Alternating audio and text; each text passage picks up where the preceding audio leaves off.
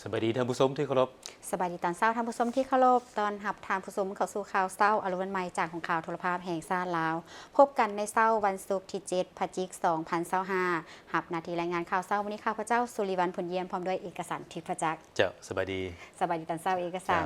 วันนี้พวกเขาก็มีหลายข่าวที่น่าสนใจมีความสำคัญมานำเสนอต่อประธานทั้งข่าวภายในข่าวต่างประเทศและข่าวกีฬาเจ้าทำอิดนี้ไปทีข่าวในวันที่5พฤศจิกายน2025โดยได้รับการมอบหมายจากพระธานทองลุนศรีสุริตประธานประเทศแห่งสาธารณรัฐประชาธิปไตยประชาชนลาวพระธานนางปานิยาโทตู้รองประธานประเทศได้ต่างหน้ารัฐบาลและประชาชนลาวเดินทางไปเข้าร่วมพิธีวางพวงมาลาและเคารพพระศพสมเด็จพระนางเจ้าสิริกิติ์พระบรมราชินีนาถพระบรมราชชนนีพันปีหลวงที่พระที่นั่งดุสิตมหาปราสาทพระบรมมหาราชวังบางกอกที่ได้สิ้นพระชนม์ในวันที่24ตุลา2025รวมอายุได้93พรรษาสมเด็จพระนางเจ้าสิริกิติ์พระบรมราชินีนาถพระบรมราชชนนีพันปีหลวงประสูติเมื่อวันที่12สิงหาคม1932พระองค์ได้อภิเษกสมรสกับพระบาทสมเด็จมหาภูมิพลอดุลยเดชมหาราชบรมนาถบพิตรรัชกาลที่9ในวันที่28เมษายน1950และมีราชบุตรร่วมกัน4พระองค์ได้แก่ทูลกระหม่อมหญิงอุบลรัตนราชกัญญาสิริวัฒนาพันนวดีพระบาทสมเด็จพระวชิรเกล้าเจ้าอยู่หัวแห่งราชอาณาจักรไทยกรมสมเด็จพระเทพพรัตนราชสุดาสยามบรมราชกุมารีและสมเด็จพระเจ้าน้องนางเธอเจ้าฟ้าจุฬาภรณ์วลัยลักษณ์อัครราชกุมารีในระยะผ่านมาสมเด็จพระบรมราชชนนีพันปีหลวงได้ติดตามพระบาทสมเด็จมหาภูมิพลอดุลยเดชมหาราชบรมนาถบพิตรเคลื่อนไหวเวียกงานทั้งภายในและต่างประเทศรวมทั้งการติดตามการเสด็จเข้าร่วมพิธีเปิดนำไส้ครัวมิตรภาพลาวไทยแห่งที่1นครหลวงเวียงจันทน์หนองคายและเยี่ยมยามทางรัฐกิจอยู่สาธารณรัฐประชาธิปไตยประชาชนลาวเป็นครั้งทำอิฐตามการเสื้อเสริญของพระทานหนูฮักภูมิสวรรค์ประธานประเทศแห่งสาธารณรัฐประชาธิปไตยประชาชนลาวในเดือนเมษายน1994ตลอดชีวิตของพระองค์ได้อุทิศตนในการช่วยพระบาทสมเด็จพระเจ้ามหาชีวิตภูมิพลอดุลยเดชจัดตั้งปฏิบัติโครงการพระราชดำริต่างๆเพื่อช่วยเหลือประชาชนไทยให้มีชีวิตการเป็นอยู่ที่ดีขึ้นและพัฒนาประเทศไทยให้เจริญรุ่งเรืองนอกจากนี้พระองค์ยังได้ประกอบส่วนอันใหญ่หลวงเข้าในการเสริมสร้างและหัดแน่นสายพัวพันมิตรภาพอันดีงามระหว่าง2ประเทศก็คือประชาชน2ชาติลาวไทยให้มีการพัฒนาอย่างต่อเนื่องตลอดมาการเข้าร่วมในพิธีวางพวงมาลาและเคารพศพสมเด็จพระนางเจ้าสิริกิติ์พระบรมราชินีนาถพระบรมราชชนนีพันปีหลวงในครั้งนี้เป็นการนำเอาความไว้อาลัยอย่างสุดซึ้งจากรัฐบาลและประชาชนลาวมายังพระบรมวงศานุวงศ์ทุกพระองค์รัฐบาลและประชาชนไทยและทั้งเป็นการระลึกถึงคุณงามความดีอันใหญ่หลวงที่พระองค์ได้เสียสละและอุทิศตนเองเพื่อผลประโยชน์ส่วนรวมก็คือการพัฒนาสายพัวพันธุ์อันดีระหว่าง2ประเทศลาวไทยให้ขยายตัวในตลอดชีวิตผ่านมาในโอกาสเข้าร่วมพิธีดังกล่าวกรมสมเด็จพระเทพก็ได้ต่างหน้าพระบาทสมเด็จพระวชิรเกล้าเจ้าอยู่หัวรัชกาลที่10และในนามส่วนพระองค์ต้อนรับการเข้าเยี่ยมพบปะของพระทานนางปานิยาโทตู้รองประธานประเทศแห่งสาธารณรัฐประชาธิปไตยประชาชนลาว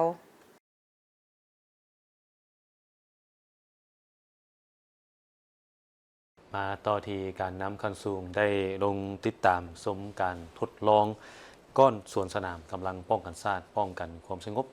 ในการเฉลิมฉลองวันชาติครบรอบ50 ปีพิธีทดลองการสวนสนามเฉลิมฉลองวันสถาปนาสาธารณรัฐประชาธิปไตยประชาชนลาวครบรอบ50 ปีประสานก้อนกำลังปกสครั้งที่2จัดขึ้นวันที่6 พฤศจิกายนผ่านมาอยู่วิทยาคารนายทหารบกกรมดำโดยมีสหายบุญทองจิตมณีรองประธานประเทศผู้ประจำการคณะเลขาธิการส่วนกลางพรรคสหายพลเอกจันทร์สมรจัญญาราชรองนายกรัฐมนตรีผู้ชี้นำเวียกงานป้องกันชาติป้องกันความสงบขั้นศูนย์กลาง สหายพลโทคำเลี้ยงอุทกไกรสอนรัฐมนตรีกระทรวงป้องกันประเทศสหายพลโทคำกิงผุยลามณีวงศ์รองรัฐมนตรีกระทรวงป้องกันความสงบพร้อมด้วยบรรดาคณะนำกลุ่มใหญ่ปกสปกสห้องว่าการกระทรวงป้องกันประเทศคณะนำแต่ละก้อนกำลังเล่าหบและภาคส่วนเกี่ยวข้องเข้าร่วม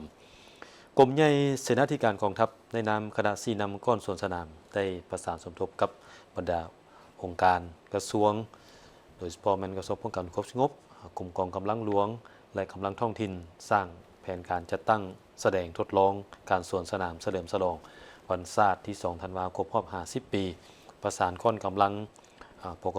สครั้งที่2เพื่อนึกถึงวันสำคัญทางประวัติศาสตร์ของชาติอีกอ้างผลงานในการสร้างสรรค์และพัฒนาประเทศชาติตลอดระยะ50 ปี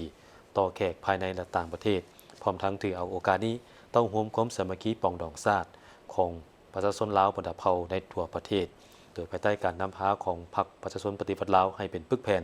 สืบต่อปกปักรักษาและสร้างสรรค์พัฒนาประเทศชาติตามทิศชี้นำของพรรควางออกให้บรรลุตามจุดประสงค์คาดหมายทางนี้ก็เพื่อหาประกันให้แก่การจัดตั้งปฏิบัตินาเวียกในการแก้เกี่ยมด้านเนื้อในกำลังพลเข้าร่วมเครื่องอุปกรณ์การประกอบวิธีการวาระดำเนินการจัดตั้งงานโฮมชุมนุมและการจัดตั้งฮัทแอบสวนสนามเฉลิมฉลองวันสถาปนาสาธารณรัฐประชาธิปไตยประชาชนลาวครบรอบ50 ปีให้เป็นเอกภาพมีเนื้อในมีความหมายลึกซึ้งและสมเกียรติท่านผู้ชมในระหว่างวันที่4 ถึง 6 พฤศจิกายน 2025 ทางเฉลิมไซกรมมัสยิดห้องนายกรัฐมนตรีแห่งสาธารณรัฐประชาธิปไตยประชาชนลาวได้นำพาคณะผู้แทนเข้าร่วมกองประชุมสุดยอดสหประชาชาติครั้งที่ 2 ว่าด้วยการพัฒนาสังคมที่โดราประเทศกาตาร์กองประชุมได้จัดขึ้นภายใต้การเป็นประธานของทานนางแอนนารีนาเบบ็อกซ์ประธานสมัชชาใหญ่องค์การสหประชาชาติสมัยที่80ซึ่งมีบรรดาประมุขรัฐหัวหน้ารัฐบาลผู้แทนเข้าร่วมจาก166ประเทศและองค์การจัดตั้งสากลเข้าร่วมท่านเฉลิมไซกรมมัสยิดรองนายกรัฐมนตรีแห่งสาธารณรัฐประชาธิปไตยประชาชนลาวได้ขึ้นกล่าวคำปราศัยต่อกองประชุมครบคณะซึ่งเน้นให้เห็นว่ารัฐบาลลาวได้ถือเอาเวียกงานการพัฒนาสังคมเป็นหนึ่งในบริมสิทธิ์สูงสุดของแผนยุทธศาสตร์แห่งชาติโดยสมใส่การลืบล้างความทุกข์ยากการสร้างเวียกเหตุงานทำการปรับปรุงระบบศึกษาและการบริการด้านสาธารณสุขสำหรับทุกคนโดยเฉพาะแม่หญิงเด็กน้อยคนพิการและประชาชนที่อยู่เขตห่างไกลซอกหลีกและชนบทสิ่งที่พ้นเด่นแมนอัตราความทุกข์ยากได้ลดลงจาก 46 ส่วนห้อยวัดแทกได้ในปี 1993 มาเป็น 16.87 ส่วนห้อยในปี 2023รัฐบาลยังได้เอาใจใส่ส่งเสริมการร่วมมือกับครูร่วมพัฒนาภาคเอกชนและบรรดาองค์การจัดตั้งสากลโดยผ่านกลไกการร่วมมือแห่งชาติเป็นต้นแมนกองประชุมโต๊ะมนและกองประชุมต่างๆร่วมกับครูพัฒนาแนใส่เพื่อสร้างความเข้มแข็งในด้านต่างๆและรับประกันให้แก่การพัฒนาทางสังคมที่แทนเหมาะกับสภาพการในปัจจุบันท่านรองนายกรัฐมนตรีได้เรียกร้องให้ประชาคมโลกสืบต่อหัดแน่นการร่วมมือเพื่อสุ่มใส่การพัฒนาสังคมโดยมีประชาชนเป็นใจกลางยกสูงขอบการร่วมมือหลายฝ่ายกำหนดขงเขตการร่วมมือที่มีจุดสุมและแทนเหมาะกับสภาพการพัฒนาในปัจจุบัน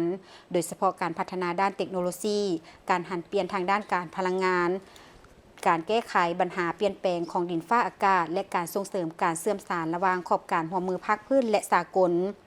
กองประชุมสุดยอดสหประชาชาติครั้งที่ 2ว่าด้วยการพัฒนาสังคมได้รับรองเอาแถลงการทางการเมืองโดราอย่างเป็นเอกสารซึ่งเป็นบอนอิงอันสำคัญให้แก่ทุกประเทศสมาชิกรวมทั้งสาธารณรัฐประชาธิปไตยประชาชนลาวในการสืบต่อเสื่อมสารเวียกงานการพัฒนาสังคมเข้าในแผนพัฒนาเศรษฐกิจสังคมแห่งชาติและแผนพัฒนาของแขนงการที่เกี่ยวข้องในแต่ละระยะพร้อมทั้งสืบต่อร่วมมือกับบรรดาครูร่วมพัฒนาและองค์การจัดตั้งสากลเพื่อร่วมกันจัดตั้งปฏิบัติแถลงการโดราให้ปรากฏผลเป็นจริงในซุ้มปีต่อหน้าท่านผู้ชมที่เคารพเวทีวิทยาศาสตร์ระดับชาติประจำปี 2025 ได้สร้างโอกาสให้นักค้นคว้าได้เผยแพร่ผลการค้นคว้าและโฆษณาผลงานของตนพร้อมกับแลกเปลี่ยนบทเรียนประสบการณ์ซึ่งกันและกันน ในวันที่ 6 พฤศจิกายน 2025 ที่สโมสรใหญ่คณะเศรษฐศาสตร์และบริหารธุรกิจมหาวิทยาลัยแห่งชาติได้จัดกองประชุมวิทยาศาสตร์ระดับชาติครั้งที่ 12 ในหัวข้อวิทยาศาสตร์ เทคโนโลยี และนวัตกรรมเพื่อการพัฒนาแบบยืนยงภายใต้การเป็นประธานของรองศาสตราจารย์ปริญญาเอกทองสฤทธิ์มังนอเมฆรัฐมนตรีกระทรวงศึกษาธิการและกีฬามีภาคส่วนเกี่ยวข้องเข้าร่วมรองศาสตราจารย์ปริญญาเอกทองสฤทธิ์มังนอเมฆได้กล่าวว่ากองประชุมวิทยาศาสตร์ระดับชาติครั้งที่ 12 นี้เป็นเวทีวิทยาศาสตร์ระดับชาติประจำปี 2025 ที่ได้สร้างโอกาสให้ครูอาจารย์นักค้นคว้าวิทยาศาสตร์นักศึกษาของมหาวิทยาลัยแห่งชาติและนักวิทยาศาสตร์จากภาคส่วนที่เกี่ยวข้องในทั่วประเทศได้มีโอกาสมาเผยแพร่ผลการค้นคว้าโฆษณาผลงานและแลกเปลี่ยนประสบการณ์ซึ่งกันและกันในระยะผ่านมามหาวิทยาลัยแห่งชาติก็สามารถญาติได้ผลสำเร็จในหลายด้านทั้งในเวทีระดับชาติและสากลโดยเฉพาะได้ร่วมมือและได้หลายแรงทุนในการค้นคว้าได้ส่งบทค้นคว้าลงวารสารระดับสากลเป็นจำนวนหลวงหลายได้จัดกองประชุมระดับชาติและระดับสากลได้หลายครั้งพิเศษมหาวิทยาลัยแห่งชาติได้ลงนามร่วมมือ3ฝ่ายระหว่างมหาวิทยาลัยแห่งชาติกับสถาบันวิทยาศาสตร์เศรษฐกิจและสังคมแห่งชาติและสถาบันการเมืองการปกครองแห่งชาติทั้งนี้ก็เพื่อแนะใส่ในการร่วมมือกันด้านการค้นคว้าวิทยาศาสตร์และการพัฒนาทรัพยากรมนุษย์เพื่อซอกหาทางแห่งบ่มซ่อนในการประกอบส่วนเข้าในการพัฒนาเศรษฐกิจสังคมของชาติการค้นคว้าวิทยาศาสตร์และการพัฒนาเป็นรากฐานสำคัญในการสร้างสังคมที่ทันสมัยยั่งยืนและเท่าเทียมกันมันคือกุญแจสำคัญที่ไขทางออกให้กับปัญหาสำคัญต่างๆอันหีบด่วนที่สุดของชาติและเป็นการปูทางไปสู่ความเจริญก้าวหน้าและสู่คุณภาพชีวิตที่ดีขึ้นของประชาชนทุกคนและมีความจำเป็นอย่างยิ่งสำหรับมหาวิทยาลัยแห่งชาติต้องให้มีจุดสุมในการสร้างคณะวิชาและสถาบันปรับปรุงเวียกบริหารให้มีประสิทธิภาพประสิทธิผลต้องสวมใส่พัฒนาทรัพยากรมนุษย์สร้างความเป็นเลิศทางด้านการค้นคว้าวิทยาศาสตร์เทคโนโลยีและนวัตกรรมสร้างนักค้นคว้าให้มีความห้าวหันมีจรรยาบรรณจรรยธรรมสูงมีหัวคิดประดิษฐ์สร้างมีความกล้าหาญเพื่อพัฒนาวิทยาศาสตร์เทคโนโลยีและนวัตกรรมที่เป็นมิตรต่อสิ่งแวดล้อมและให้มีประโยชน์สูงสุดแก่ทุกฝ่ายรองศาสตราจารย์ปริญญาเอกเดชานุราชแสนดวงเดชผู้อำนวยการใหญ่มหาวิทยาลัยแห่งชาติให้ฮู้ว่าในปีผ่านมาทั่วมหาวิทยาลัยแห่งชาติยื่นขอทุนเพื่อค้นคว้าจำนวน114โครงการในนี้ได้รับทุนและค้นคว้าสำเร็จอย่างสมบูรณ์แล้ว64โครงการและเผยแพร่ผลงานการค้นคว้าวิทยาศาสตร์เหล่านั้นนักค้นคว้าจากมหาวิทยาลัยแห่งชาติสามารถญาติได้รางวัลนักค้นคว้าดีเด่นประจำปี 2025 จำนวน20ทานพร้อมนี้ยังจะสืบต่อค้นคว้าและเผยแพร่การค้นคว้าตามวิสัยทัศน์เพื่อสร้างให้มหาวิทยาลัยแห่งชาติกลายเป็นศูนย์กลางการศึกษาและการค้นคว้าวิทยาศาสตร์ที่มีคุณภาพได้มาตรฐานภาคพื้นและสากลนอกจากนำเสนอและแลกเปลี่ยนบทเรียนเกี่ยวกับการค้นคว้าวิทยาศาสตร์แล้วยังมีการวางแสดงผลงานค้นคว้าวิทยาศาสตร์ประจำปี 2025 เพื่อเฉลิมฉลองวันสร้างตั้งมหาวิทยาลัยแห่งชาติครบรอบ29ปีเติมอีก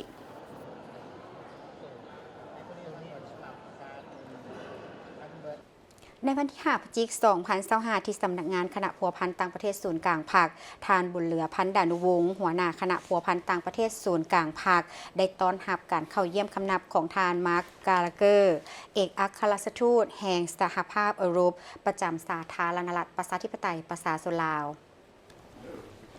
โอกาสนี้ทานบุญเหลือพันธ์ดานุวงศ์ได้แสดงความยินดีต้อนรับอย่างอบอุ่นและสมเสยต่อการปฏิบัติหน้าที่อย่างห้าวหันของทานทูตพร้อมทั้งตีราคาสูงต่อสายพัวพันธ์อันดีระหว่างสปป.ลาวและสหภาพยุโรปตลอดระยะ50 ปีผ่านมาและยังได้แสดงความขอบใจต่อสหภาพยุโรปที่ได้ให้การช่วยเหลือแก่การพัฒนาเศรษฐกิจสังคมของสปป.ลาวและเชื่อมั่นว่าการมาปฏิบัติหน้าที่การทูตของทานจะประกอบส่วนสุขยู่ให้มีการร่วมมือกันอย่างใกล้ชิดระหว่าง EU และลาวให้หลายขึ้นกว่าเก่าไปเคียงคู่กับการสืบต่อให้การสนับสนุนและช่วยเหลือแก่การพัฒนาของสปป.ลาวเพื่อบรรลุเป้าหมายการพัฒนาแบบยืนยงแห่งชาติและยั่งยืน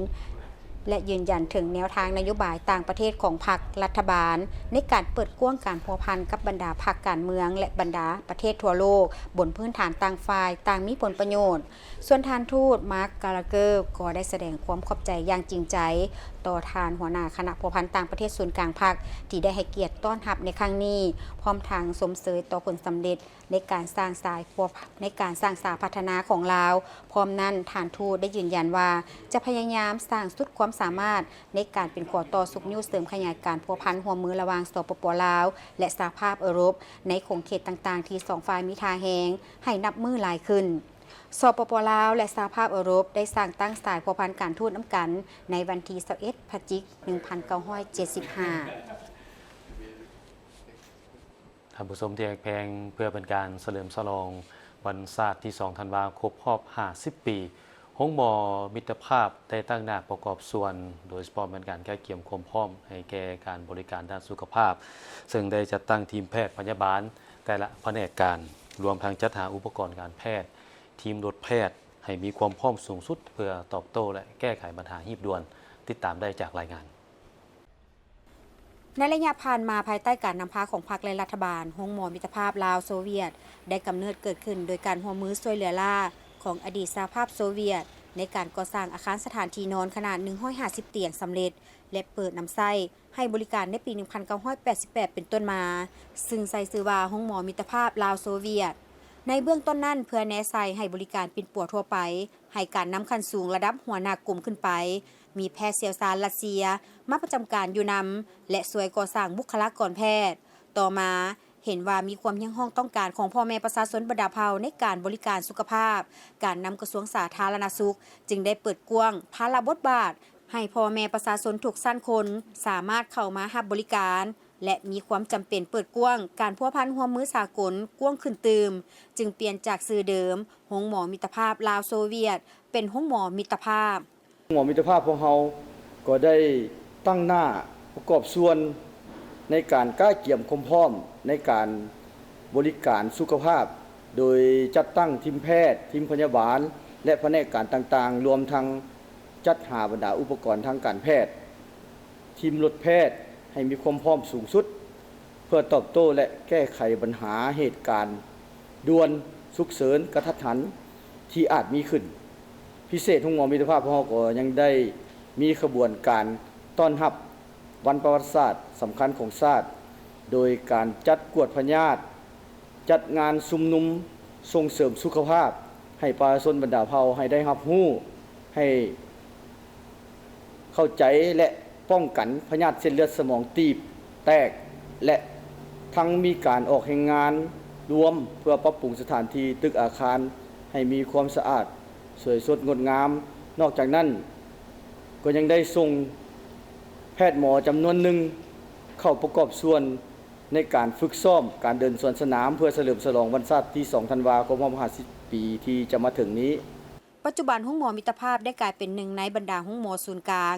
ที่มีความพ้นเด่นในเวียกงานการบริการสุขภาพระดับสูงสุดให้การเรียนการสอนนักศึกษาแพทย์บำรุงสร้างยกระดับวิชาการเฉพาะทางให้พนักงานท้องถิ่นเป็นที่รับรู้ของสังคมและการจัดตั้งพอมีอุปกรณ์ที่ทันสมัยในการกวดบ่งมติและนำใช้เทคโนโลยีในการปิ้นปัวผ่าตัดสายแสงรังสีและพิเศษริเริ่มเหตุการณ์ปลูกถ่ายไข้หลังพร้อมนั้นยังมีแผนยกระดับการนำใช้เทคโนโลยีใหม่ในอนาคตเช่นการผ่าตัดโดยนำใช้อุปกรณ์ระบุที่ตั้งพยาธิในสมองแอร์สันหลังสำหรับการบริการสุขภาพนี้แมนได้ปฏิบัติตามนโยบายการเข้าถึงของทั่วปวงชนทุกสั้นคนและเสมอภาพรวมทั้งปฏิบัตินโยบายต่อผู้ทุกข์ยากอนาถาอันนี้พวกเราก็ได้ยังได้สืบต่อจัดตั้งปฏิบัติตามภาระบทบาทของหมอเฮ็ดให้ทุกคนที่ได้เข้ามารับการบริการนี้ให้ได้รับการบริการโดยพื้นฐานแบบเสมอภาคพิเศษพวกเราก็ยังได้ยกระดับการอำนวยความสะดวกให้แก่ผู้ที่มีเงื่อนไขมีความต้องการความเป็นส่วนตัวเช่นว่ามีห้องนอนพิเศษห้องแยกเดียวในระยะปัจจุบันนี้ทางด้านพื้นฐานโครงสร้างพวกเราก็ยังได้สืบต่อรับการส่งยูช่วยเหลือจากรัฐบาลสหพันธ์รัสเซียซึ่งว่าในการก่อสร้างซ่อมแปลงตึกที่พวกเราได้เปิดนำใช้มาแต่ปี 1988 นั้นมี เป็นส่วนใหญ่ก็แม่นจะได้ถูกปรับปรุงคืนเนาะรวมไปถึงการปรับปรุงหอพักของพนักงานห้องหมอมิตรภาพฉะนั้นแล้วมาฮอดนี้ข้าพเจ้าก็ขออวยไสให้พรแก่บรรดาการนำภาครัฐพ่อแม่ประชาชนทุกชั้นคนทุกเผ่าชนจงมีสุขภาพแข็งแรงมีพลานามัยสมบูรณ์เพื่อประกอบส่วนในภารกิจการปกปักรักษาและสร้างสรรค์ประเทศชาติ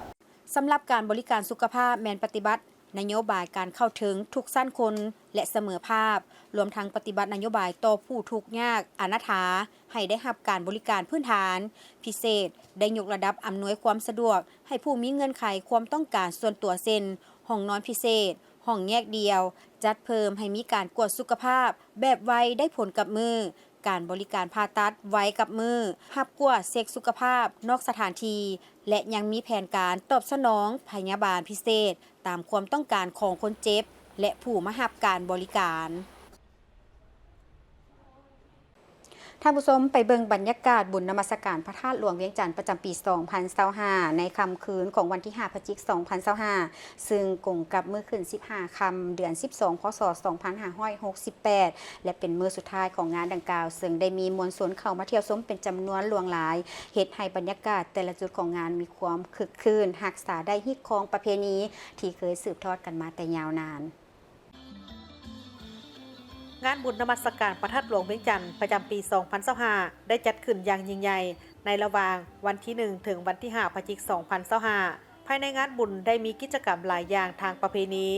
ซึ่งในแต่ละมื้อได้มีมวลชนไปร่วมงานบุญเป็นจำนวนหลงหลายซึ่งอีกมุมหนึ่งประชาชนทั้งภายในและต่างประเทศที่เข้าไปเที่ยวชมเป็นจำนวนหลายนั่นก็คืออยู่เขตนภาเฮือนลาวซึ่งเป็นจุดที่มีความหลากหลายทางด้านกิจกรรมและมวลชนให้ความสนใจโดยเฉพาะโกเมนการนุ่งเครื่องผ้าไหมของบรรดาเผ่าต่างๆในสาธารณรัฐประชาธิปไตยประชาชนลาวการแสดงศิลปวรรณคดีวิธีการดำรงชีวิตอาหารแบบพื้นเมืองลาวและอื่นๆต้องแสดงความขอบอกขอบใจมายังการนำภาครัฐและพ่อแม่ประชาชนบรรดาเผ่าทั่วประเทศก็ถือว่าแขกคนได้เข้ามาอย่างหลวงหลายในนบาเฮือนลาวเท่านี้แล้วก็เป็นความภูมิภาคภูมิใจอันหนึ่งที่ว่าได้แต่ว่าคนต่างทุกๆคนเข้ามานี่จะต้องใส่สิ้นผ้าเบียงมาเบิ่งกิจกรรมอื่นๆที่จะในนภาเฮือนลาวอันนี้เป็นความภูมิใจที่ข้าพเจ้าได้รับตลอดเวลา10 ปีที่ผ่านมาแม้เห็นพ่อแม่ประชาชนมีแต่รอยยิ้มอันมีความสุขเข้ามาในนภาเฮือนลาวแห่งนี้และข้าพเจ้าก็ต้องเป็นขอบใจที่สุดว่านภาเฮือนลาวจะอยู่ในใจของพวกท่านเสมอไปและก็หวังว่าจะได้รับใช้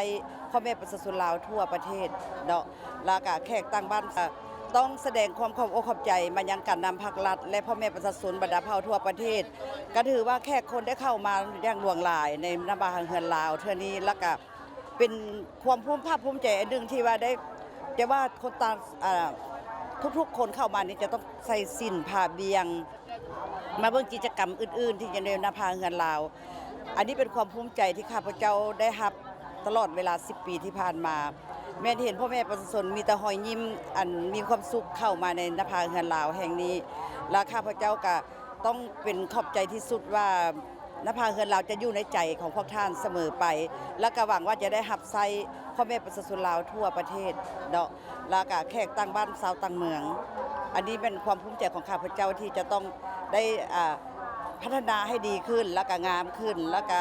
ให้เป็นบ่อนหนึ่งที่บ่มสอนเรื่องฮิตของประเพณีและวัฒนธรรมลาวตลอดไป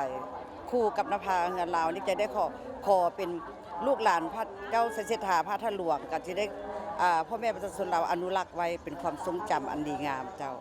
การจัดงานบุญดังกล่าวเพื่อเต้าโฮมความสามัคคีปวงชนลาวทั้งชาติเพื่อให้ทุกคนภายในทั้งชาติได้รับรู้และมีความเอกอ้างทะนงใจในความเป็นชาติลาวที่มีมูลเสื้อดุมันมีหัวคิดประดิษฐ์สร้างและสืบต่ออนุรักษ์ปกปักรักษาและเสริมขยายคุณค่าของมรดกวัฒนธรรมอันยอดยิ่งให้คงอยู่คู่คนลาวชาติลาวชาวนครหลวงเวียงจันทร์ก็คือชาวพุทธตลอดไปเพื่อเฉลิมฉลอง3 วันประวัติศาสตร์ของชาติยังเป็นการฟื้นฟูเศรษฐกิจสุขอยู่การท่องเที่ยวส่งเสริมสินค้า1 เมือง 1 ผลิตภัณฑ์โอดอปและสินค้า SME ทั้งเป็นการเฉลิมฉลองวันสถาปนาสาธารณรัฐประชาธิปไตยประชาชนลาวครบรอบ50 ปีที่จะมาถึงนี้เพื่อส่งเสริมการท่องเที่ยวลาวเที่ยวลาวตามทิศสีเขียวและยืนยง ก็คืองานมหกรรมกีฬาแห่งชาติครั้งที่12ที่นครหลวงเวียงจันทน์เป็นเจ้าภาพถือเอาโอกาสงานบุญนมัสการพระธาตุหลวงเป็นการเต้าพมความสามัคคีหักแพงอันเป็นมูลเสื้อเพื่อแสดงถึงความกตัญญูผู้บุญคุณต่อบรรพบุรุษต่อผู้นำพาปกปักรักษาและพัฒนาประเทศชาติพร้อมทั้งสร้างสีสันบรรยากาศให้ฟดฟื้นมวลซืนรักษาได้มูลเสื้อวัฒนธรรมอันดีงามและเพื่อพันขยายแนวทางเศรษฐกิจเอกราชเป็นเจ้าตนเองด้วยการสุขยุส่งเสริมการท่องเที่ยวส่งเสริมการผลิตสินค้า1เมือง1ผลิตภัณฑ์สินค้าครอบครัวตัวแบบและอื่นๆ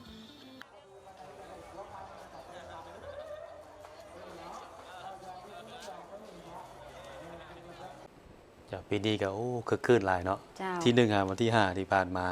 แต่อีกสิ่งหนึ่งที่พวกเขาเห็นรายงานประเพณีของพวกเขาที่12ของ14เลยแม่นปัญหาขี้เหงื่อ เจ้า ต้องมีอยู่แล้วบ่น้อยบ่หลายก็น้อยซึ่งในบุญนมัสการพระธาตุหลวงปีนี้นี่เพิ่นก็มีบริษัทที่ว่ารับผิดชอบเก็บเมียนขี้เหงื่อในบุญนมัสการพระธาตุหลวงปีนี้เพิ่นบอกว่าเพิ่นสิเก็บเมียนเนี่ยให้สำเร็จ ภายใน 2-3 มื้อ เจ้า ติดตามได้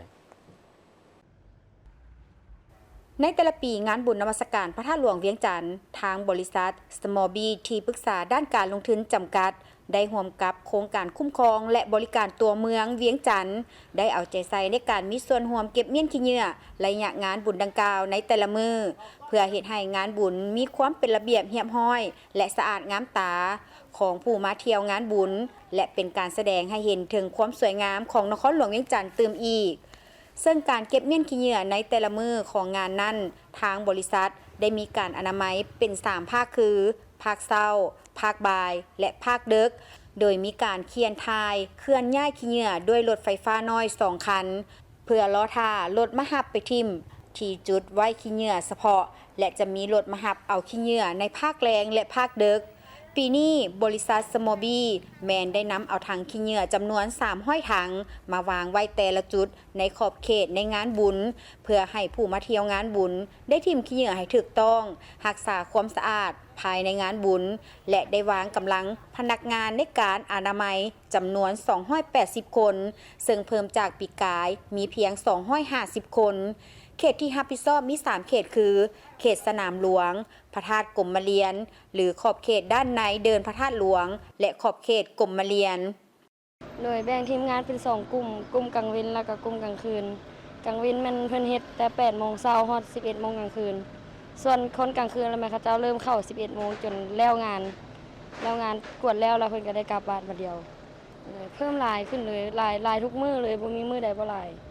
บางกลางคืนน่ะมันเขาเจ้ารถขี้เหงื่อมาเทื่อละ 6-7 คันเพิ่นว่าเทื่อกลางวันนั่นประมาณ 2-3 คันน่าจะมาลงส่วนหลายมันแม่ค้าเขาเจ้าบ่ให้ความร่วมมือ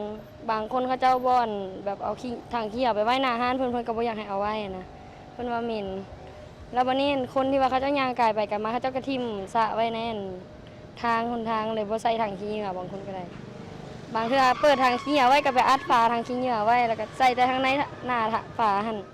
มาฮอดปัจจุบันพวมเล็งมือในการเก็บเมียนให้เข้าสู่สภาพปกติภายใน2-3 มื้อข้างหน้านี้พร้อมทั้งเพิ่มอุปกรณ์ต่างๆที่อำนวยความสะดวกให้แก่พนักงานอนามัยโดยได้เพิ่มรถที่จะมาเก็บเมียนขี้เหงื่อไปทิ่มอยู่หลัก32ให้ทวงทันกับเวลาและประสานงานกับภาคส่วนที่เกี่ยวข้องเพื่ออำนวยความสะดวกให้กับทีมงานได้เข้าไปอนามัยให้สำเร็จ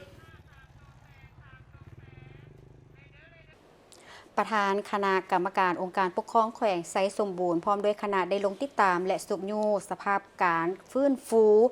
บูรณาการเสียหายที่ได้รับผลกระทบจากภัยน้ำท่วมที่อยู่บ้านก่อไฮเมืองอนุวงศ์การลงติดตามสุกยูในครั้งนี้ทานพลจัตวาบัวพันธ์อินทปัญญาได้มีคำเห็นชี้นำให้อำนาจการปกครองบ้านตลอดฮอดพนักงานก่อสร้างฮักฐานการเมืองประจำบ้านก่อไฮจงเอาใจใส่ศึกษาอบรมแนวคิดการเมืองให้พ่อแม่ประชาชนมีความเชื่อมั่นต่อการนำพาภาครัฐพร้อมทั้งปลุกระดมเขาเจ้าให้เอาใจใส่ในการฟื้นฟูปัวแปลงปกปักรักษาอนามัยและสุขอนามัยต่างๆให้สะอาดโดยให้อำนาจการปกครองบ้านติดตามขึ้นแผนอันใด ที่เฮ็ดก่อนหรือแก้ไขสิ่งใดที่เสียหายก่อนพร้อมทั้งมอบให้เมืองเป็นผู้ประสานงานเคียงคู่กันนี้ก็ให้อำนาจการปกครองบ้านกรมกองฮักฐานกรมกองทหารปลุกระดมขบวนการป้องกันชาติป้องกันความสงบอย่างแข็งแรงเด็ดเดียวเด็ดขาดต่อปัญหาต่างๆ ที่อาจจะเกิดขึ้นทั้งหมดนั้นแม่นความรับผิดชอบของการจัดตั้งพรรคกรมกองก่อสร้างฮักฐานเป็นภาคส่วนเอาใจใส่ป้องกันเวรยามเพื่อก้าเกี่ยมใส่วันชาติที่2ธันวาให้เป็นขบวนการใหญ่โดยรับประกันความสงบปลอดภัยและป้องกันปกปักรักษาและพัฒนาบ้านก่อให้เจริญก้าวหน้าขึ้นเทื่อละก้าวพร้อมนี้ทานพร้อมด้วยคณะยังได้มอบเงินจำนวน14ล้านกีบและข้าวสารจำนวน 1,620 กิโลกรัมและสืบต่อลงกวดกาเบิงสภาพตัวจริงอยู่เขตทาเวียงไซเมืองทาโทมเป็นต้นขัวอูบ้านนาสงและบ้านนาห้องเติมอีกการลงติดตามสุขอยู่ในครั้งนี้แสดงถึงความเป็นห่วงเป็นใยของการนำภาครัฐก็คือการนำแขวงไซสมบูรณ์ที่มีต่อประชาชนตลอดมาทั้งเป็นการติดตามกฎการสภาพความเสียหายตัวจริงเพื่อหีบฮ้อนฟื้นฟูบูรณะและให้ทุกภาคส่วนที่เกี่ยวข้องเก็บกำข้อมูลสั่งรวมรายละเอียดเพื่อจะได้ซอกหาวิธีแก้ไขผลกระทบของประชาชนในเบื้องต้นให้ว่องไวและเห็นให้สภาพการเป็นอยู่ของประชาชนได้รับการปรับปรุงดีขึ้นเป็นก้าวๆระยะนี้เพิ่นเดินมาปลายฝนต้นหนาวเนาะแต่ว่าพายุนี่ก็มาแบบเฮาบ่คาดคิดคือวันที่7 5 ที่ 9นี่กรมอุตุนิยมและอุทกศาสตร์เพิ่นก็แจ้งมาแล้วเนาะพายุนี่สิมาแต่ประเทศจีนเข้าประเทศจีนไปเวียดนามแล้วสิมาหาลาวจากความแห้งที่สมควรเด้เขามาหาลาวก็จะเป็น depression แล้วก็สิเบาความแห้งลงมาแต่ก็มีผลกระทบแล้วก็พวกเขาสมควรโดยเฉพาะจากบรรดาแขวงภาคกลางภาคใต้ภาคเหนือตามที่เพิ่นแจ้งมานี่มันอยู่สัญญบุรีเวียงจันทร์นครหลวงจนไปฮอดภาคใต้พุ่นเลยเนาะเตรียมรับมือไว้เพราะว่าเฮาเองก็บ่แน่ใจว่าสิมาหลายหัวปานใดในปีนี้นะวันนี้มาเว้าถึงปัญหายาเสพติดทั้งแขวงหลวงเขาบางปกสแขวงเพิ่นก็ได้มีการสรุป1ปีที่ผ่านมานี่สามารถทำลายจำพวกยาเสพติดเป็นต้นเป็นยาบ้านี่เกือบ 36,000 เม็ดคือโอกาสวันแห่งชาติต้านยาเสพติดเนาะวันที่12ตุลาคมครบรอบ24ปีแขวงหลวงพระบางได้จัดพิธีทำลายยาเสพติดขึ้นในวันที่6พฤศจิกายนผ่านมานี้ที่เดินกีฬาในห่มของแขวงบ้านนาสังเวยนครหลวงพระบางมีทานบุญเลื่อมมณีวงศ์เลขาคณะบริหารงานพรรคแขวงพร้อมด้วยกงสุลใหญ่ประเทศจีนประจำภาคเหนือแขวงหลวงพระบางพนักงานรัฐกรทหารตำรวจประชาชนและนักเรียนนักศึกษาเข้าร่วมท่านพันเอกคำเภาเตชบัณฑิตห้องหัวหน้ากองประชาการปกสแขวงได้รายงานการจัดตั้งปฏิบัติวาระแห่งชาติเพื่อด้วยการต้านยาเสพติดในระยะ1ปีผ่านมาว่าแขวงหลวงพระบางสามารถมั่งคดียาเสพติดได้ทั้งหมด173รายผู้ถูกหา240คนยิง22คนในนี้มีต่างประเทศนี่7คนผู้ถูกหา8คนยิง1คนยึดของกลางยาเสพติดประเภทเฮโรอีนได้24.9 กรัมยาบ้าเนี่ยถือว่าจำนวนหลายเนาะคือ1,515,000 กว่าเม็ดน้ำหนัก151.5 กรัมคอลลาเจน 1.1 กรัมเคตามีนนี่ 16.6 กรัมยาไอซ์ 11.6 กรัมยาฟิน 21.3 กรัมเม็ดสีขาวคล้ายคลึงกับยาไอซ์ 217.7 กรัมและอื่นๆยึดเครื่องจักรผลิตและอุปกรณ์การผลิตยาเสพติดเช่นว่าเครื่องอัดยาบ้า1เครื่องหัวตอกยาบ้าWY 14 หัวจักรบดยาบ้า1เครื่องกาจ้ำสัญลักษณ์ยาเสพติด16อันยึดรถใหญ่10คันรถจักร49คันโทรศัพท์มือถือนี่มัน1เครื่องปืนเซกาเซ่เนาะ1กระบอกแล้วก็มีปืนสั้น2บอกปืนกีฬา2บอกปืนแก๊ปลาเนื้อ1กระบอกปืนดัดแปลง3กระบอกและประเภทอื่นๆอีกจำนวนหนึ่งคือตอนท้ายนี่ผู้เขาร่วมได้พร้อมกันจูดยาเสพติดที่ศาลตัดสินอย่างเด็ดขาดเนาะแล้วมาทำลายนี่เกือบยาบ้านี่เกือบ 36,000 เม็ดคือเพิ่นยึดยาบ้าได้นะใน1ปีมัน1,500,000 กว่าเม็ดแต่เพิ่นมาทำลายนี่เกือบ 36,000 เม็ดเนาะแล้วก็มีเฮโรอีนน้ำหนัก 25.9 กรัมและยาฟินน้ำหนัก 7.1 กรัมไปต่อที่แจ้งการของรัฐวิสาหกิจน้ำประปานครหลวงขอถือเป็นเกียรติแจ้งมายังบรรดาพ่อแม่ประชาชนผู้ที่สมใส่น้ำประปาในของเขตเมืองศรีสัตนาถนครหลวงเวียงจันทร์รับทราบว่าในวันที่8เดือนพฤศจิกายน2025กงกับวันเสาร์นี้เริ่มแต่เวลา 11:00 หา 16:00 จะได้มีการ ปิดน้ำประปาสัวขาวเพื่อดำเนินการซ่อมแปลงท่อน้ำประปาขนาด DIP DN 250ตัดซ้ำใส่ท่อน้ำขนาด UPVC DN 110สำหรับสถานที่แมนยูทีวิทยาคารป้องกันศาสตร์ไก่สอนพรหมวิหารบ้านโพนสว่างเมืองศรีสัตนาถนครหลวงเวียงจันทน์ในระหว่างการดำเนินงานจะส่งผลกระทบให้น้ำประปาไหลออกคอยหาบ่ออกในขอบเขตพื้นที่บ้านโพนสว่างบ้านโบโอบ้านพาวบ้านแกงปะย่างบ้านดอนขาซ้ายและบ้านอื่นๆที่อยู่ใกล้เคียงดังนั้นจึงแจ้งมายังทานผู้สมไส้น้ำประปาเพื่อกะเกี่ยมโตงน้ำไว้ไส้ก่อนล่วงหน้าและขออภัยในความบ่สะดวกในการสมไส้น้ำประปามาณที่นี้ด้วยแขวงพงศาลีไปกองประชุมเวียกงานสำรวจพลเมืองและที่อยู่อาศัยทั่วประเทศครั้งที่ 5 ปี 2025อยู่แขวงพงศาลีโดยการเป็นประธานของฐานทองสุขเป่าสุรีกรรมการพรรคแขวงหัวหน้าห้องการคณะกรรมการส่งเสริมและคุ้มครองการลงทุนมีฐานธันวามาลัยศิลป์คณะภาคหักฐานของหัวหน้าแผนกการเงินแขวงพงศาลีมีบรรดาคณะทีมงานกระทรวงการเงินบรรดาหัวหน้าห้องหัวหน้าแผนกบรรดาคณะชี้นำและภาคส่วนเกี่ยวข้องอมขังแขวงเข้าร่วมกองประชุมฐานธันวามาลัยศิลป์คณะภาคหักฐานของหัวหน้าแผนกการเงินแขวงได้นำเสนอเวียกงานที่ได้จัดตั้งปฏิบัติระยะผ่านมาแผนกแผนการเงินแขวงพงศาลีในนามของการสำรวจพลเมืองขันแขวงการจัดตั้งปฏิบัติเวียกงานในการกะเกี่ยมบ้านการสำรวจให้มีความพร้อมที่เป็นพื้นฐานที่นักแน่นและสร้างเงื่อนไขให้แก่การดำเนินเวียกงานพร้อมทางรับประกันให้แก่การสำรวจพลเมืองและที่อยู่อาศัยครั้งที่5ให้ได้รับผลดีและสำเร็จตามระดับคาดหมายที่บางใบโดยมีความคืบหน้าในการจัดตั้งปฏิบัติบรรดาเวียกงานการสำรวจพลเมืองและที่อยู่อาศัยแม่นการสำรวจทุกที่อยู่อาศัยและพลเมืองทั้งหมดที่อาศัยอยู่เป็นประจำ6 เดือนขึ้นในขอบเขตทั่วแขวงพงศาลีมีเขตเดินสำรวจในขอบเขตทั่วแขวงทั้งหมด181เขตมีเขตสำรวจตัวจริง161เขตสำรอง20เขตมีนักเดินสำรวจและนักกวดกาทั้งหมด254ท่านในนั้นมีนักเดินสำรวจตัวจริง181ท่านและนักเดินสำรวจสำรอง20ท่านมีนักกวดกาตัวจริง46ท่านและสำรอง7ท่านพร้อมทางนำเสนอแผนดำเนินงานและแผนติดตามสุขอยู่การสำรวจของคณะซื้อน้ำขันแขวง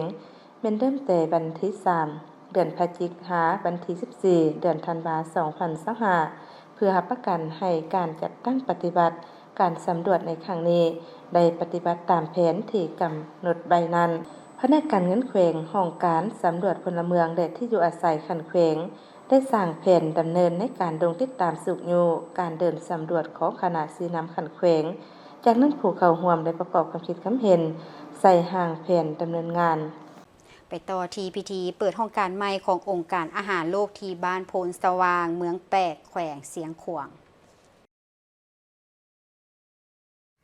ท่านพุทธาคำพันทองหัวหน้าห้องการอาหารโลกประจำแขวงเสียงขวางได้รายงานโดยรวมขององค์การอาหารโลกซึ่งองค์การอาหารโลกแม่นองค์การเพื่อนมนุษยธรรมและแม่นหนึ่งในบรรดาองค์การสหประชาชาติที่เฮ็ดเวียกงานในสาธารณรัฐประชาธิปไตยประชาชนลาวมีห้องการใหญ่ประจำอยู่นครหลวงเวียงจันทน์และมี3ห้องการภาคสนามคือแขวงอุดมไซแขวงจำปาสักและแขวงเสียงขวางมีพนักงานทั้งหมด176คนหญิง72คนเฉพาะห้องการภาคสนามแขวงเสียงขวางมี18คนหญิง7คนมี4เวียกใหญ่คือปรับปรุงสถานภาพทางด้านโภชนาการของกลุ่มคนที่มีความอ่อนไหวตลอดวงจรชีวิตสร้างความเข้มแข็งให้ชุมชนต่อการเปลี่ยนแปลงสภาพแวดล้อมตามฤดูกาลและระยะยาวสนับสนุนระบบการเฮ็ดเวียกของรัฐโดยการเปลี่ยนถ่ายจากการจัดตั้งปฏิบัติโดยกงมาเป็นการสร้างความเข้มแข็งให้สถาบันและชุมชน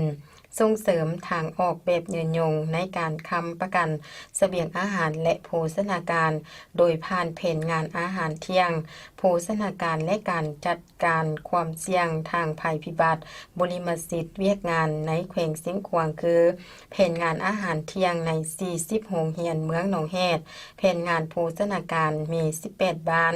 เมืองแปก18บ้านเมืองคำและ25บ้านของเมืองหมอกแผนงานคุ้มครองความเสี่ยงภัยพิบัติและการเปลี่ยนแปลงดินฟ้าอากาศโครงการกสิกรรมสีเขียวมี28บ้านคือเมืองคูน12บ้านเมืองหนองแฮด11บ้านและเมืองแปก5บ้านแผนงานตอบโต้ภัยพิบัติทั่วแขวงท่านมากการเดโปรผู้ต่างหน้าองค์การอาหารโลกอำนวยการใหญ่องค์การอาหารโลกประจำลาวได้กล่าวว่าการจะตั้งปฏิบัติเวียกงานมีผลสำเร็จย้อนการร่วมมือจากทุกภาคส่วนโดยเฉพาะแม่นทางภาครัฐและประชาชนห้องการภาคสนามแขวงเสียงขวางเป็นห้องการประจำภาคกลางของลาวคือแขวงเสียงขวางหัวพันไสสมบูรณ์บริคำไซคำม่วนเวียงจันทน์และนครหลวงเวียงจันทน์เฉพาะแขวงเสียงขวางได้สนับสนุนเวียกงานในโครงเขตกสิกรรมศึกษาโภชนาการและการตอบโต้ฉุกเฉินต่อภัยพิบัติโอกาสนี้ท่านรองเจ้าแขวงได้กล่าวแสดงความขอบใจที่องค์การอาหารโลกได้ช่วยเหลือแขวงเสียงขวางตลอดมาขอให้คะแนนการนำเอาแผนงานขององค์การเข้าในการจะตั้งปฏิบัติซึ่งแต่ละเวียกขององค์การแม่นมีความสำคัญหลายต่อการพัฒนาแขวงเสียงขวางและการตอบโต้เกี่ยมรับมือกับภัยพิบัติอยู่บรรดาเมืองต่างๆโอกาสท่านรองเจ้าแขวงในทานอำนวยการใหญ่องค์การอาหารโลกประจำลาวได้ตัดเทปผ้าเพื่อเปิดโครงการภาคสนามประจำภาคกลางของลาวอยู่แขวงเสียงขวางอย่างเป็นทางการโดยมีแขกทึกเสริญและพนักงานองค์การอาหารโลกประจำแขวงเสียงขวางเป็นสักขีพยานนำมาต่อที่พิธีเปิดน้ำใส้ระบบน้ำประปาขนาดกลุ่มบ้านอยู่บ้านกอกหวานนครหลวงพระบาง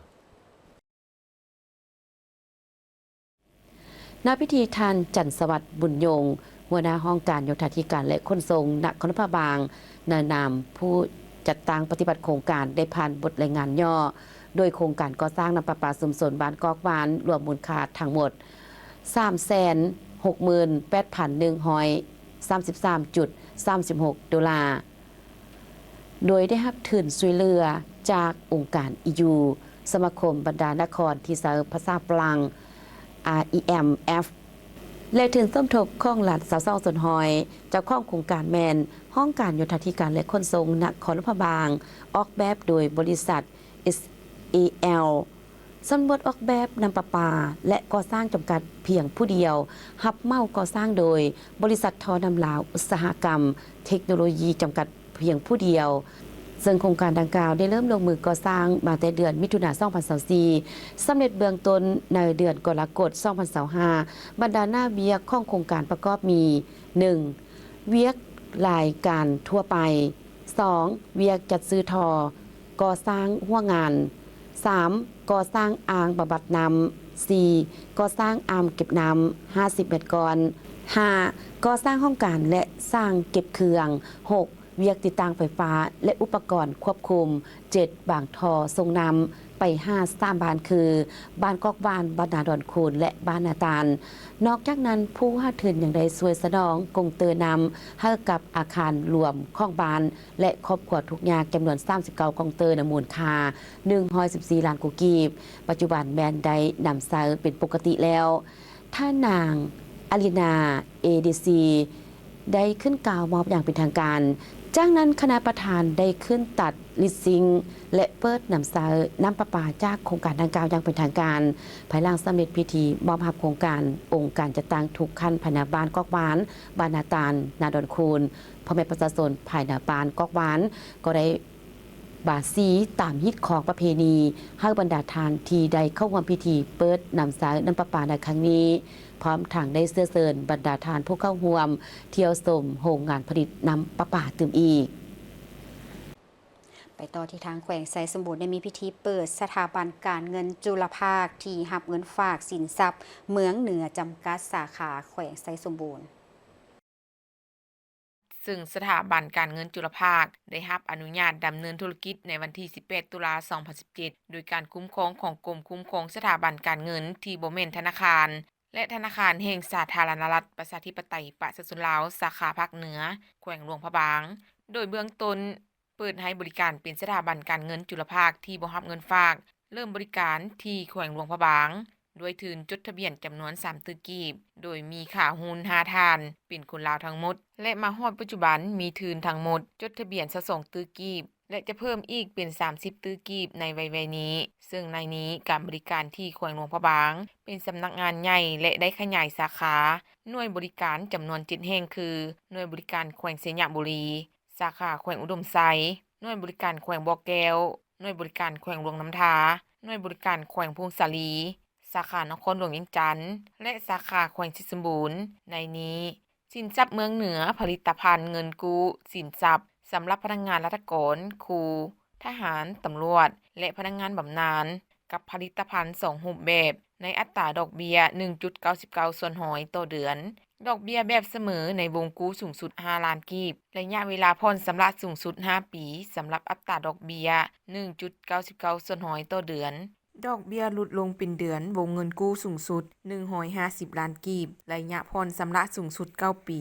สำระลดลงตามต้นทุนทุกๆเดือนเงื่อนไขกู้แม่นสะดวกสบายโดยมีปึ้มสำนุครัวบัตรประจำตัวหนังสือผ่านแดนบ่มีหลักทรัพย์ค้ำประกันบ่มีค่าธรรมเนียมเอกสารกู้ยืมเท่าใดได้เท่านั้นอนุมัติไว้ภายใน2ชั่วโมงและสามารถปิดบัญชีก่อนกำหนดได้ทุกเมื่อโดยบ่เสียดอกเบี้ยส่วนที่เหลือพร้อมนี้ยังมีประเภทฝากเงินคือเงินฝากประหยัดและเงินฝากมีกำหนดเติมอีกในโอกาสที่มีความหมายความสำคัญนี้ท่านพลอยคำหุ่งบุญยวงเลขาคณะบริหารงานภาคแขวงและท่านสุกันจันทาวงศ์หัวหน้าสาขาธนาคารแห่งสาธารณรัฐประชาธิปไตยประชาชนลาวภาคเหนือแขวงหลวงพระบางได้มีความเห็นโอโลมต่อพิธีซึ่งก่อนอื่นทั้งสองท่านได้แสดงความย่องย่อมายังสินทรัพย์เมืองเหนือแขวงสิสมบูรณ์ที่มาเปิดบริการอยู่แขวงสิสมบูรณ์ซึ่งมันจะสร้างเงื่อนไขที่ดีให้บรรดาผู้ประกอบการมีการแข่งขันเพื่อพัฒนาตนเองหมู่เพื่อนและสังคมเฮ็ดให้เม็ดเงินไปถึงผู้ประกอบการและประชาชนเพื่อสามารถเฮ็ดให้กิจการและการผลิตเติบใหญ่ขึ้นเรื่อยๆพร้อมทั้งเน้นหนักให้สินทรัพย์เมืองเหนือแขวงสิสมบูรณ์สามารถขยายลงบรรดาเมืองตื่มอีกทางนี้ก็เพื่อเฮ็ดให้พนักงานผู้ประกอบการและพ่อแม่ประชาชนบรรดาเผ่าสามารถเข้าถึงแหล่งทุนตามความต้องการของประชาชนในทุกระดับและสร้างความเจริญเติบโตให้แก่ชุมชนและพัฒนาเศรษฐกิจครอบครัวให้นับมือนับดีขึ้นเรื่อยๆจากนั้นได้มีพิธีตัดแถบผ้าและลั่นคอง9 บาทเพื่อเป็นสิริมงคล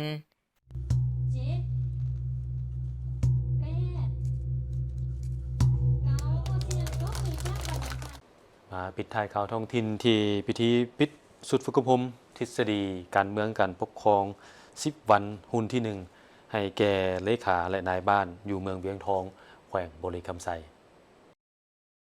โดยเป็นเกียรติของร่วมของสหายสมพงษ์พรหมวาดห้องเลขาพรรคเมืองหัวหน้าคณะจัดตั้งเมืองท่านสมนึกลองอ่อนห้องคณะอำนวยการโรงเรียนทฤษฎีการเมืองการปกครองแขวงมีบรรดาคณะไปสอบสุดฝึกอบรม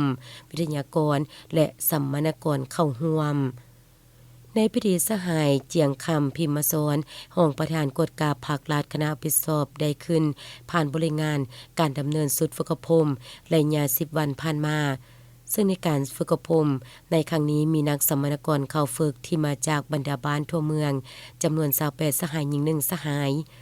แต่ราคาการฝึกเห็นได้ว่าแต่ละหัวข้อที่นำมาฝึกอบรมโดยเฉพาะแม่น9หัวข้อวิทยาศาสตร์ของแขวงบริคำไซนักฝึกอบรมมีความเข้าใจอยู่ระดับดีหลาย 67.18 ส่วนร้อยระดับดี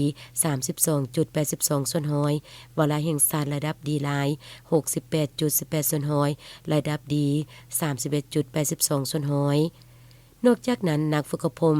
ยังสามารถเข้าใจเนื้อในแต่ละหัวข้ออยู่ระดับดีหลาย 66.6 ส่วนร้อยอยู่ในระดับดี 33.94 ส่วนร้อยในพิธีก็ได้มอบใบยั่งยืนให้สัมมนากรในครั้งนี้โดยเป็นเกียรติมอบของท่านสมนึกลองอ่อนห้องหัวหน้าโรงเรียนทฤษฎีการเมืองการปกครองแขวงในตอนท้ายสหายสมพงษ์พรหมวาดห้องเลขาพรรคเมืองหัวหน้าคณะจัดตั้งเมืองได้มีคำเห็นโอลมต่อพิธีเติมอีก ท่านผู้ชมมาฮอดนี่ข่าวเช้าอรุณวันใหม่ของพวกเราก็หมดเวลาลงแล้วขอบใจทุกท่านที่ให้เกียรติติดตามรับชมโฆษกทั้งสองพร้อมโดยทีมงานต้องขอลาไปก่อน สบายดี สบายดี